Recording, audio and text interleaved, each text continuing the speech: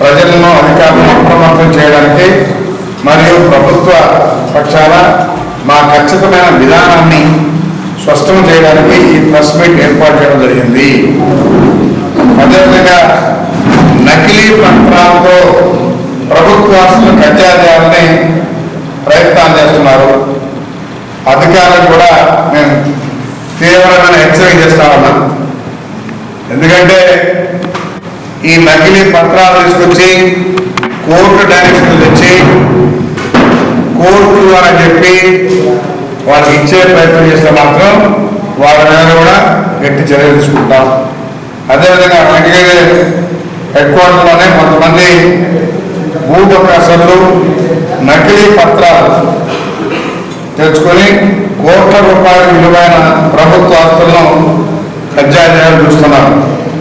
అదేవిధంగా ఈ విషయంలో ప్రభుత్వ అధికారులను ఇచ్చే స్పష్టమైన మరియు గట్టి ఆదేశం ఒకటే, మీరు ఏ పేపర్లు వచ్చినా కానీ వాటిని ఏంటిని కూడా ఖాతరు చేయొద్దు.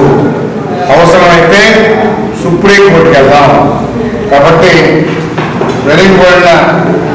వెనకడుగు వేసే ప్రసక్తి లేదు. అధికారులు ఎట్టి పరిస్థితుల్లోనూ ఈ భూమాఫియా ఒత్తిళ్లకు లోను కావాలని కూడా తెలియజేస్తా ఉన్నాం. అదేవిధంగా సుప్రీంకోర్టుకి రావడం నకిలీ పత్రాలతో ప్రభుత్వ భూములను కాజేయాలని పరాయి కారణం ఇందులో నిర్లక్ష్యంగా వ్యవహరించే అధికారులపై కూడా కఠిన చర్యలు ఉంటాయని చెప్పడం తెలియజేస్తా ఉన్నాం.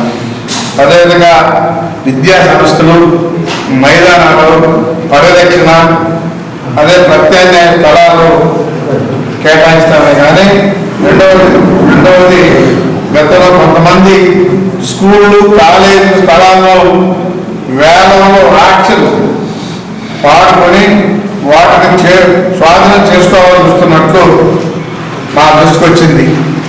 కానీ దీనిపై కూడా మా ప్రభుత్వం విధానం చాలా స్పష్టంగా ఉంది.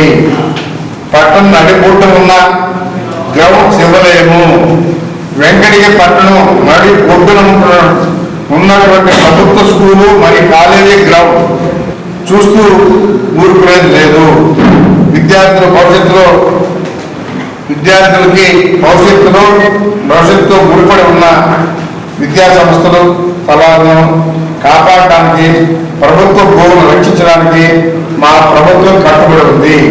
అధికారులు తక్షణమే స్పందించి తగిన చట్టపరమైన చర్యలు చేపట్టాలని ఆదేశిస్తున్నాను.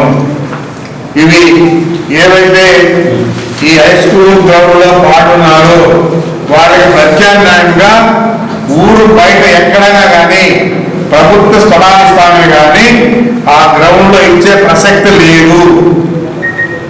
ఆ ఎంతైతే వాల్యుయేషన్ ఉంటుందో దానికి తగ్గట్టుగా అక్కడ ఇస్తాం. అంతేగాని గ్రౌండ్లో ఆట స్థలాల్లో ఇచ్చే ప్రసక్తి లేదని చెప్పి కూడా క్లియర్గా తెలియజేస్తా ఉన్నాం. అవసరమైతే సుప్రీంకోర్టు పోయినా సరే వాటిని క్యాన్ చేసేసరికి ప్రయత్నం చేస్తాం. ప్రత్యామ్నాయంగా ఊరు బయట తీసుకున్నారా సరే, లేదు కాదంటే మాత్రం మళ్ళా సుప్రీంకోర్టుకైనా పోయి డైరెక్షన్ చేస్తాం.